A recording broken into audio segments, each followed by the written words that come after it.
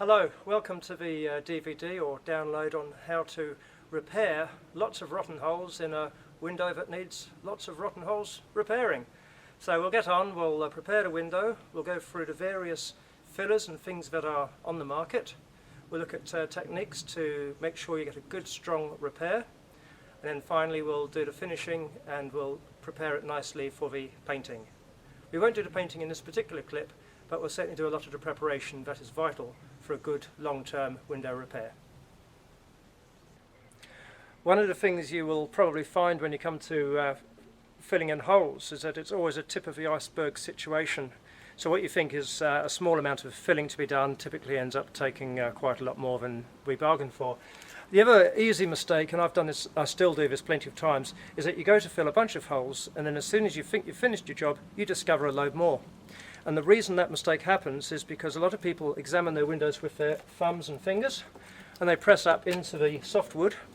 The thing is, if you go in with a screwdriver and a hammer, assuming your repair is what you want, not general damage, you'll probably find a lot more softer areas that need to be filled. So it's good to recognise all the problems at the beginning and not deal with them at the very end and have to start again. So even though I'm pressing in here, just pulling away the paint, I can fairly safely say that if I've got a screwdriver, I've shoved that screwdriver straight in. I'm going to pull it out, keeping my thumb on the problem.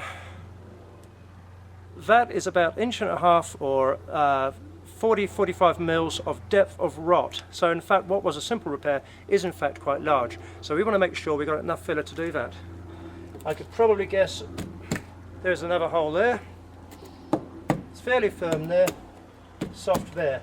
So you want to be checking your window thoroughly.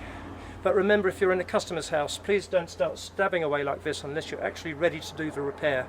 Otherwise, if you walk away leaving a bunch of holes, they will get very upset and probably want to know why you've damaged their window. So make sure you've got enough materials before you start. I'm going to examine the whole of this window. I'm also going to check very carefully the corners of the sashes to see if there's any rot up there. Also the joints on here, just to make sure there's a bit soft under there I can feel. I could probably stick the screwdriver up there. So check all your areas. And where you've got rot typically on one corner of one window in a house, you might well find, because that's the side the weather hits the house, you've got the same problem reoccurring on all, or maybe all the other windows. So it's worth checking those too. Anyway, let's look on that, see how far we can open up this hole, and then we'll see about putting all the treatments on.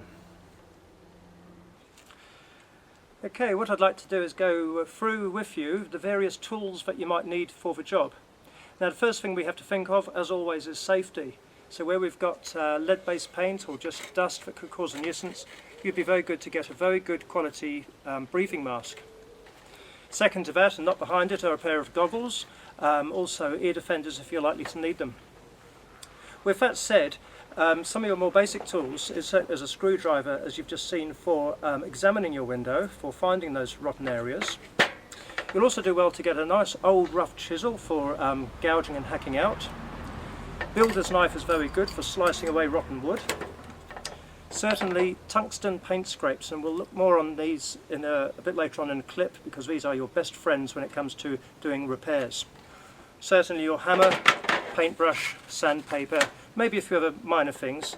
But one thing that's very useful, and I'll show you this as well, is one of those little devices that lifts off the tins of paint. You can get these at good quality paint shops, but they are brilliant for hacking up inside of holes where you want to reach out rotten wood and scrape them out, and these tools are brilliant, so I will come in and show you those in greater detail. In the meantime, using these tools, I'm going to go ahead and start taking the window apart, and I'll go through on fast motion so that we're not taking all day watching me take the rot off a window. So that's what we'll do now. Okay, this is the better looking corner of the window. So again, as I said earlier, it's good to check these. Again, I tend to use a screwdriver. I'm just going to give you an example of how soft even the better corners are. That's about the depth. You've got about 1 inch of softwood in this general area. So I'm going to start scooping this out now. My first set of tools will be your normal rough working chisel, excuse me. Here we are. And I'm basically just going to get not reckless, I'm going to go in with care and just start taking off all the rotten area, but also bearing in mind that we don't want to get carried away and end up biting off more than we can chew.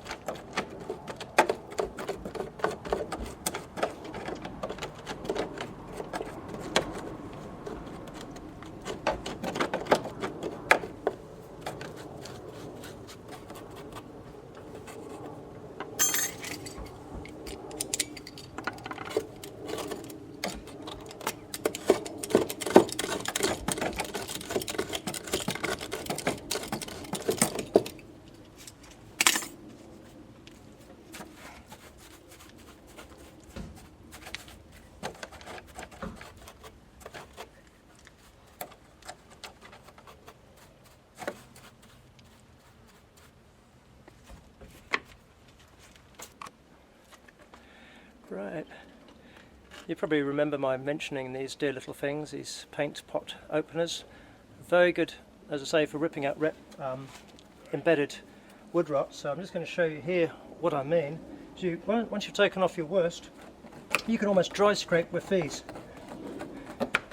and these will really get rid of the wood rot, the softwood, and give you a good firm anchor of hardwood or pine in which to get your filler onto. Now, I mentioned a few moments ago about knowing when to stop and not to take off more than you can chew. Now, I know that this area is rotten, but I'm not going to remove it just yet, because I'm going to wood treat this cavity here that I've just created, get a nice smooth finish, and then I'm going to take that out and then wood treat that. And the reason is it's much easier to do it in even 3 and 4 stages of build-up, because if you've got one big blob to try and deal with, the gravity is going to force the wood filler just to go everywhere, and it's that much harder. So the trick is to recognize the stages that make it easier. So I'm leaving this, taking out that, and I'm just going to build up as we progress. So I'll show you that after I've shown you about wood treatments.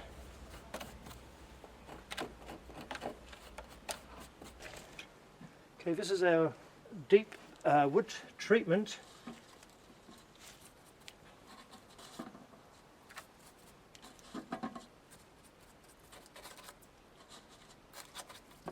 Give it an absolutely good soaking. If it's a nice hot day, take advantage of that, because when this dries off, then you'll be following it with the wood hardener, which I'll show you in a few moments. Now we're going to put in the wood hardener. Remember the goggles. Please do not forget the goggles with this. You want to be very quick, get it all over, everywhere possible. Please remember, it does run, it stains, it does create problems, so get it in there and nowhere else.